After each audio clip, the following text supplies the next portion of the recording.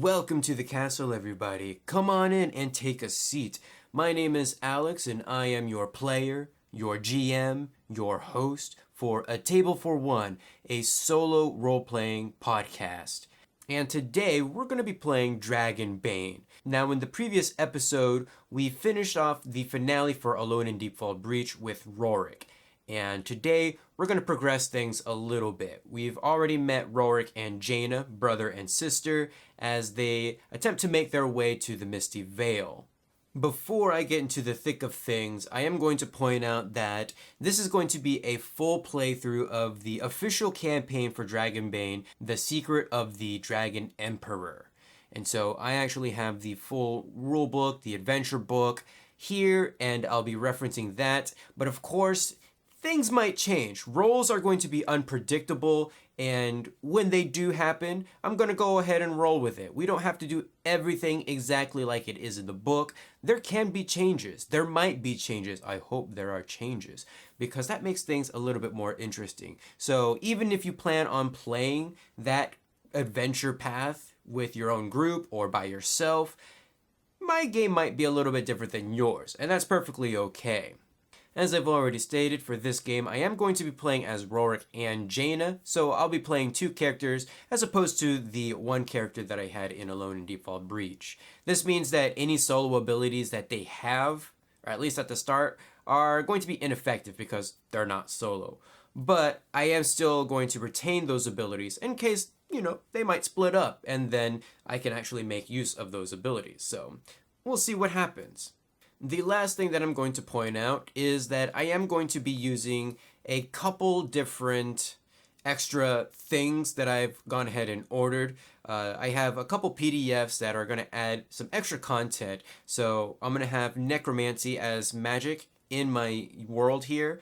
And then I'm going to have some extra events on certain locations. And there will actually be 2 new locations. If you've seen my interlude, I kind of made reference to that, but I'll go ahead and post a link down in the description for where you can find those on DriveThruRPG. In addition to those supplements, I will be making full use of the Dragonbane bestiary when any of those monsters should come up, or even if I have a random encounter, I might actually use something from there, and I'll just pick and choose.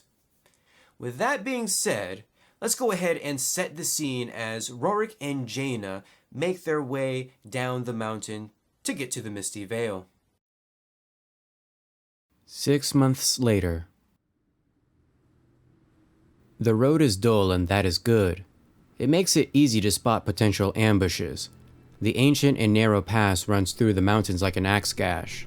Steep, moss-covered slopes rise to the snow-laden peaks that can occasionally be glimpsed through the veils of clouds. Somewhere ahead lies the Misty Vale, the legendary place where the empires of old store their wealth and magical artifacts. But that is not Rorik's concern. His one and only concern is to protect his sister, Jaina. They had been on the run for the past 6 months. From what, Rorik doesn't quite know, and he doesn't want to find out. When Rorik woke up in that clearing after dreaming of Deepfall Breach, he knew that Jaina was in trouble. To say that it was all just a dream would be an understatement. Something did happen, something that he couldn't explain. He had the Worldbreaker remade into a sword, and he knew that it would be important. He carried it to the mage's tower that kept his sister, but there he found only destruction and demons. He found Jaina amidst the ruins, shivering and afraid, but also changed. Something happened to her. Her hair no longer honey blonde, but pale as if it had lost its luster. She hadn't spoken a word since then. It didn't matter. None of it did. What did matter was that they were alive. They had to stay on the move, and the Misty Vale was about as far from it all that they could get. Hopefully, they could start a new life. Deep down, he knew that he would be looking over his shoulder for the rest of his life. They could survive anything this world could throw at them, if they kept their wits about them. Suddenly, Rorik spots a figure lying in the middle of the rocky trail, only 20 or so meters ahead. The figure is wearing a simple gray robe and clutching a dark bundle to his chest. Rorik cautions Jaina and proceeds ahead, hoping that the figure is dead. and that this is most certainly not an ambush. So immediately in this passage, Rorik and Jaina, they see a body just laying there on the floor. It doesn't seem to be moving at all, but this seems very highly suspicious, so Rorik is going to go ahead and roll for awareness just to kind of check out the area. This could be an ambush, you never know. And he is definitely going to play a little bit cautious here, especially since he has a sister in tow. So Rorik's awareness is at an 11, so we're going to go ahead and roll our d20 and see if we can roll 11 or under. All right, the first roll of the playthrough, it's not a demon, but it's not a dragon either. It's a 14, and so we do not succeed at this test. I could have Jaina roll as well. Should we have Jaina roll? I mean, there are two characters for a reason, so let's go ahead and have Jaina roll for awareness, because I think she would be just as equally cautious in this situation. I mean, they are running from, mages and things like that, so that only stands to reason that they're going to want to be cautious. So Jaina's awareness is at a 12, so a little bit higher than Rorik's. Unfortunately, that is a demon right off the bat. Oof, man. So not good already.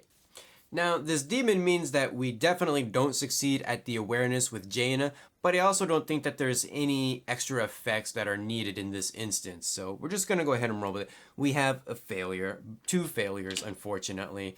And so they might do a quick scan around, but they don't really see anything, which is rather unfortunate. They are going to approach the figure, however. And of course, as they move into this figure, they're going to notice that there's an arrow sticking out of his leg. It's a black arrow. And as Rorik leans over to inspect it, he notices that there's like this black goop coming from the wound. It's definitely poison. In fact, the body of this person is rather blue, is like pale with like bluish veins all along, like coming up from the wound itself. And you can kind of see it in his face. And that's when he suddenly springs forward, awake, eyes nearly bulging out of their sockets. "Quick, take it! Leonaro will understand. Message from Master Weatherman. Must find all 4 pieces. The secret of the Dragon Emperor." Hey, look, they said the title of the adventure like in almost the very first sentence of the session. So, hey, we must be doing something right. But this figure actually pushes something into Jaina's hands, or I guess Rorik's hands. It's like this bundled up thing, and it's definitely hard on the inside. Like inside of the bundle, it's hard, almost kind of like a rock of some sort. And of course, Rorik has no other choice but to accept it as the man pushes it into his arms, and he kind of staggers back a little bit. And that's when an arrow like whizzes through, like almost hitting him, and it strikes the ground in front. And then we hear like the chatter of goblins, and suddenly there's an ambush. We are ambushed by, let's see, 2 goblins according to this scenario. And one is going to be along the north, and one manages to actually find a way to sneak around towards the rear. No matter which way you look at it, they're about 10 meters away from Jaina and Rorik because they're side by side. Now, because Rorik and Jaina both kind of missed the awareness roll, they're going to be surprised. So that means instead of actually drawing initiative for both Jaina and Rorik first, as I would normally do, I'm actually going to draw for the goblins first, and then Jaina and Rorik. And so the goblin are going to have initiative number 3. So we'll add that, and then we'll go ahead and do Rorik first because he's my main dude. He's got 2, awesome, and then Jaina has 7. So Rorik does actually get to go first despite being surprised. I mean, I guess maybe he's just always on edge, so he's kind of, got this instinct where he's just always going to be mentally prepared, or at least in this instance he will. And so we have ourselves 2 goblins that need to be dead.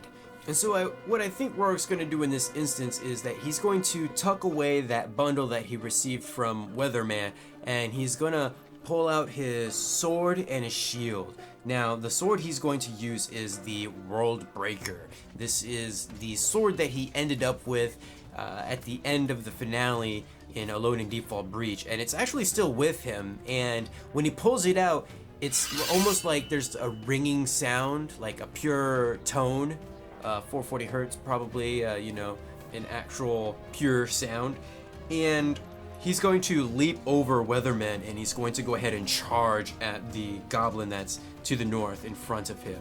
And so he's got plenty of movement to make it there. He can move 10, I believe, meters, which equates to 5 squares on this map that I have. And so he charges at this goblin, and he's just going to go ahead and make a swing. And so his swords is at 14. So can he actually go ahead and connect? That is a 9. So yes, he does connect, and this sword deals 2d8 damage, which is very nice. By the way, I'm using these Dragon Eye dice from Spider-Mind Games, so that's why they are different than Alone in Deepfall Breach. And they actually have a dragon on the like a dragon eye on the inside. So when you get the maximum number on that die, you'll see the eye slit kind of staring up at you. So 2d8 plus our 1d4 for the actual bonus damage, which I actually have. This one's a weird one because it's like a little diamond shape. I don't know if I quite rightly agree with that choice, but hey, it is what it is. And so we have 11 damage for the goblin, which unfortunately is not enough to go ahead and defeat him. He does have 1 armor, so one of those hits is negated, so he's at 10, which is rather unfortunate, but hey, sometimes that's the way the dice roll. So that's Rorik's turn.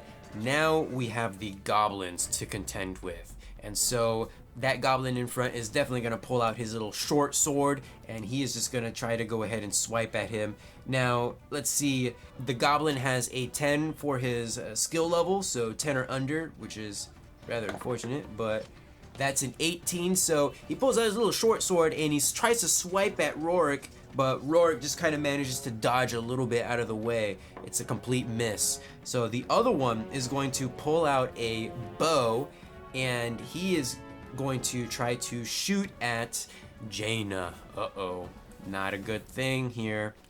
He's got a skill level of 12, so a little bit better than his sword skill. So let's see, is he gonna hit Jaina?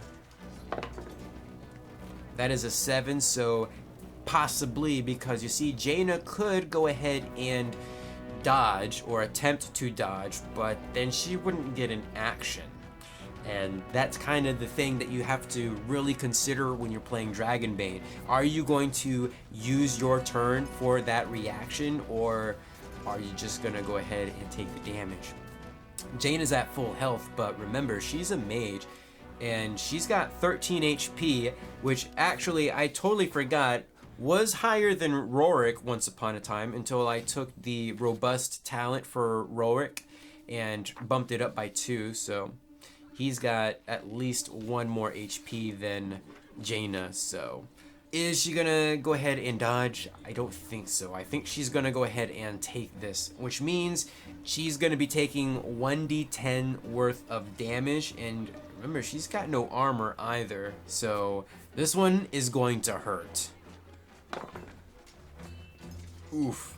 So Jaina's already taking 5 points of damage. That's not very good to her 13 that she has right now. Or I guess not right now, because she's down to 8. So that is the goblin's turn. I don't really think there's anything else that he can do. I guess he could move, but why would he? He's at such an advantageous position. He just managed to snipe Jaina right there. So Jaina is going to go next, and I don't think she's going to be too happy that she just got hit by an arrow from the goblin. So I think she's going to start to gesture, because remember, Jaina doesn't speak, so she's going to have to rely on gestures for all of her spell casting now. Now, in the book, you have a list of spells, right? And so for each spell, there's a requirement, and it's either going to be a word, a gesture, or some sort of implement, kind of like an ingredient, if you will. For a lot of the elementalist spells, it's either word or gesture.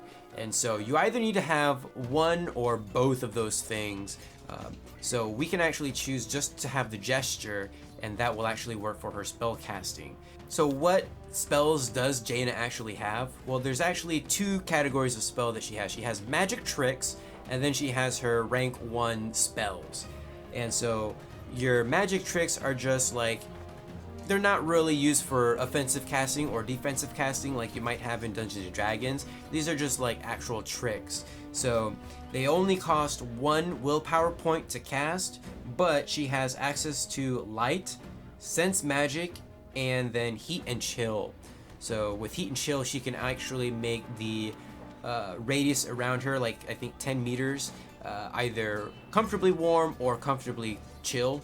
So like heating or air conditioning basically, but in magic form. Then for her rank 1 spells, she has Fireball, of course. I mean, I'm glad we don't have to wait until like, 3rd level casting for that. Frost, and then Gust of Wind, which is really good for swarms. So what is she gonna do in this moment? Well, she's gonna definitely gesture, and then she's launching a fireball at the one who attacked her down to the south. So this is the one that has not been touched yet. So here's what the spell says. The spell sends a fireball from your hand or focus at the target. The fireball can be dodged or parried as a ranged attack. The fireball inflicts 2d6 damage on a hit and sets fire to flammable objects. Each power level beyond the first increases the damage by d6 or creates another fireball that hits another target within range. Actually, that's sounding pretty good, because like she's got 2 hands. She could send one to the south and then one to the north. Ooh, that would actually be pretty cool. I don't know if I'm gonna do that though. Here's the thing about power level though. It costs 2 willpower points per power level. So while I can't increase the power level of Fireball to basically deal extra damage or send 2 fireballs, it'll cost 2 extra willpower points to do that. So basically it's like doing the same attack twice. Actually, that kind of sounds pretty good. We might actually do that. She's going to spend the willpower point after doing her gestures, and she is basically pointing north and pointing south, and she's just launching a fireball at the goblin to the north and the goblin to the south. Now, because the goblins have used their action, they can't react, they can't parry, they can't block or anything like that. So we're in a pretty good position. So she's just gonna go ahead and turn her body, gesture, and then send 2 fireballs. So the way that I am kind of seeing this, that I'm gonna go ahead and rule it, since it says each power level beyond the first increases the damage by d6 or creates another fireball that hits another target within range, I'm interpreting that as in when you create a new fireball, it's doing the same 2d6 damage. So we're sending 2d6 damage to one goblin and another to the other goblin. That's if we hit. We do need to roll for that. And our stat that's associated with spellcasting for Jaina is Elementalism, and her Elementalism score is at 12. So she's gonna go ahead and hopefully roll under a 12. That is a 17. Now, do we want to push the roll? I think she does. I think we're gonna go ahead and push the roll here. Mainly because I really want this attack to work. I think it would be really cool if we could make it somehow work. So we're gonna go ahead and take a condition, and the condition, we're gonna say that she's exhausted. They've been traveling on this road for quite a while. In fact, they've been traveling for probably a month or a couple months by this point, and so there's just no end in sight. She's just exhausted, and so she's gonna have a bane for anything that's strength based. So we're gonna go ahead and roll again and hopefully get under a 12. There you go. A 9 will definitely beat it. So let's go ahead and roll 2d6, and actually we're rolling 2d6 twice. So I'll use 2 different colored dice. The green dice are going to be for the goblin up north, and the black dice will be for the goblin down south. So let's see, how much damage are we doing? Alright, so 7 damage to the one up north. He is done. He's a scorched little goblin, burning. And then we do 8 damage to the goblin to the south. Okay, that's actually fairly decent damage. So 4 HP left for that goblin. But then things are never quite so easy, because now a warg shows up. So we'll put him on the battle map, and this warg has been hiding, waiting for a chance to strike. And of course he's gonna see Rorik there, standing over the corpse of a burnt goblin, but that warg is probably going to go for him. Now, because the warg has surprised the PCs and they're caught unawares, he's gonna go at axe number 1. So that means we get to see what we're gonna go ahead and draw. So this time we're gonna roll for the PCs first. I believe the warg has a ferocity of 2, so he actually gets to draw 2 cards. So we'll draw the PCs, Rorik and Jaina, then the goblins, and then the warg. So Rorik is going at number 3. Jaina is going at number 2. Oh, nice.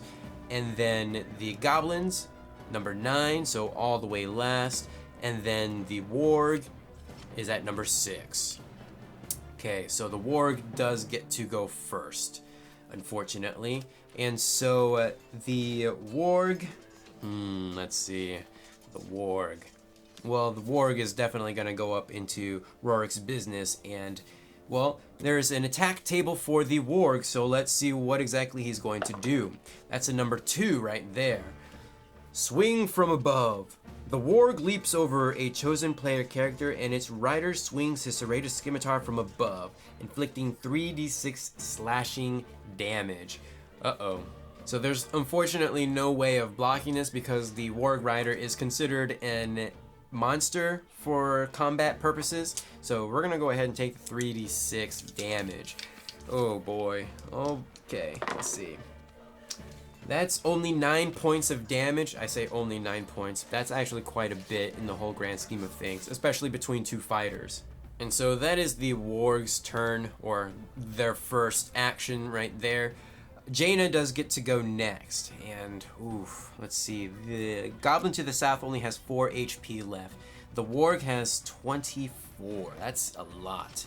So what I think is going to happen is Jaina's going to go ahead and do the same thing again. She's going to go ahead and do her gestures, and then she's sending fireballs both ways. One towards the warg rider, and then one towards the goblin to the south. So Jaina's going to go ahead and roll her elementalism skill check. She has a 5. That is great. You'd like to see it. So green is for the warg and black is for the goblin. So let's see how much damage she's dealing. Alright, goblin is dead with 6 or 8 HP. So another crispy goblin right there. And the warg is taking 9 points. So not an insignificant amount, but not enough to beat him. He's still got 15 HP left, unfortunately. Which means Rorik gets to go next, and hopefully he can close this out, because if not, that warg is going to do some more damage, and it's going to be devastating for him. So, let's see. Can Rorik deal enough damage to defeat the warg rider? His sword is 14. Let's go ahead and roll. Let's see what he can get. That's a 5. So he does hit. He's dealing 2d8 damage. Let's see, can we do it? 15 points with our d4, mind you. Gotta remember the extra damage because that's gonna be very important right now. Oh boy. 7 and 5 make 12. And 2 makes 14. Ugh. We were so close, but no dice. Oh, so he is clinging on to 1 HP left. And that kind of really sucks because now it is the warg's turn. The warg, what is the warg going to do? Number 4, Battle Shout. The warg rider rallies his underlings. All remaining scouts get a boon to all attacks until the warg rider's next turn. So maybe not so much as a battle shout, but maybe a cry of frustration and pain, of course, because Rorik has dealt quite a bit of damage to it, and so has Jaina with her fireball. So Yeah. Oh boy. We got really lucky on that one. Alright, so we get to draw initiative again, but we only have one warg, so hopefully we get to go before it, because I mean, it's only 1 point of damage. We just have to tap it with our sword just once. So, Rorik. Oof, a 10. He's going last. That's unfortunate. Jaina. A 2. She could potentially go first. I hope she's going first. A 5 for the warg, and a 9 for the warg. Okay, so Jaina has a chance to close things out here. Can she do it? Well, she's already used up 8 of her willpower points, but remember, her max total is 15, so she's still got like 7 points left. So I think what she's gonna do is just kind of do her little jester thing and fling one more fireball at the warg to kind of close things out here. So 12 or under for Jaina. Let's see if she can do it. Oof. That's unfortunate. And I really think we gotta push the roll again. I think we gotta push the roll, and she's gonna go ahead and take sickly. She's been on this road for days. Maybe she is starting to come down with something. I mean, the weather, it's kind of getting cold around this time of the year, so perhaps that cloak that Rorik gave her just isn't cutting it, especially at night. So she's gonna take sickly and exhausted this combat. So, can she do it? 12 or under.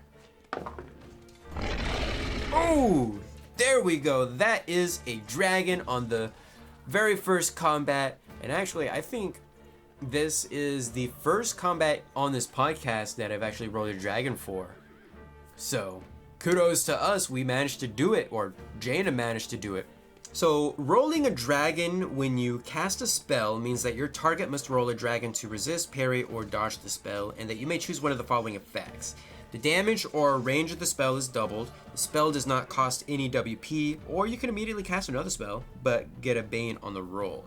I think we're going to say that this spell does not consume any WP. Mainly because we've already spent 8 thus far, and something could happen later down the road, and we don't want to be caught unawares. So we're going to go ahead and roll our 2d6. We only need to tap it once, but this thing is dead. Yeah, burnt to a crisp with an 8. So there you go. The warg is done. So there we are. We're going to go ahead and say bye-bye, warg. Boop. And there he goes with a fireball. He gets cast off of the map right there. And that, my friends, is the end of combat. So pretty hectic right off the bat for episode 6, or the first episode of this full-length campaign. So we have taken quite a bit of damage, both Jaina and Rorik, so they are definitely hurting at this point. I think Rorik is going to go ahead and move over to Weatherman, and he's just going to go ahead and inspect him for anything that he might have.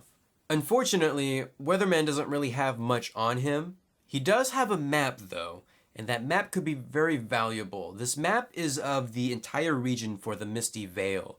And so this is basically the map that you get with the box set. This is the map that I have out in front of me, spread out on my cloth map. So Rorik and Jaina actually do have some way of navigating now, because before they just were traveling a certain direction until they hopefully got to this place. And so they kind of asked around whenever they should make it to a village or an inn or tavern, and they were pointed in the right direction. So now they don't really have to do that. They actually have some way of navigating this entire region. And also, unfortunately, Weatherman is dead, having succumbed to the poison from the black arrow from the goblin. So Rorik and Jaina continue down the mountain path, and eventually they come across a clearing. They've been traveling through these mountains for days, so they are most certainly exhausted. Jaina more so than Rorik, and she's of course feeling sickly at this point. And so when they get through to the clearing, they see off in the distance a town that's kind of perched up on some sort of a hill. And not only that, they see like some sort of a ruin like in the center of this town. It looks really old and dilapidated in some parts, and the town seems to be built around this.